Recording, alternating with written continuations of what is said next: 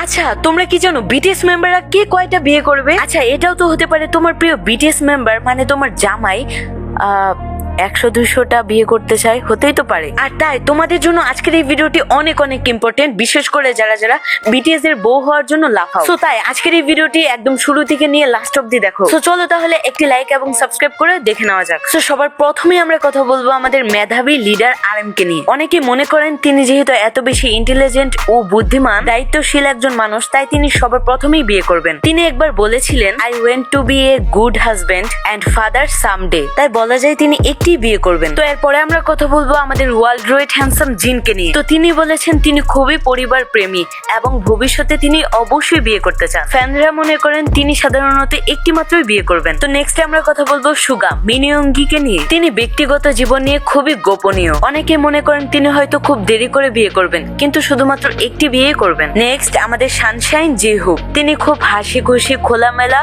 ইতিবাচক একজন মানুষ। তাই ফ্যানদের মতে তিনি পারিবারিক কেন্দ্রিক। সম্ভবত জিহুক একটি বিয়ে করবেন এবং তার ফিউচার ওয়াইফের প্রতি তিনি খুবই লয়াল হবেন। সো এরপরে আমরা কথা বলবো আমাদের সবার প্রিয় কিউট জিমিনকে নিয়ে। ফ্যানদের মতে জিমিন ভালোবাসা বোঝেন খুবই গভীরভাবে। তিনিও একটিবারই বিয়ে করবেন। নেক্সট তেইয়াং মানে ভি। তিনি বলেছেন তিনি ভবিষ্যতে একজন ভালো বাবা হতে চান এবং তিনি একজন ভালো ফ্যামিলি চায় আর লাখ লাখ সন্তানের বাবা হতে চায়।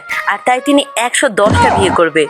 ও সরি মজা করলাম। তিনিও ভাই একটি মাত্রই বিয়ে করবেন। তো সবাই যেহেতু একটাই বিয়ে করবে, তাহলে আমাদের কুকি আর পিছিয়ে কেন? জঙ্কুকও একটাই বিয়ে করবে। সো এবার তুমি কমেন্ট করে জানিয়ে দাও তুমি কোন বিটিএস মেম্বারকে বিয়ে করতে চাও।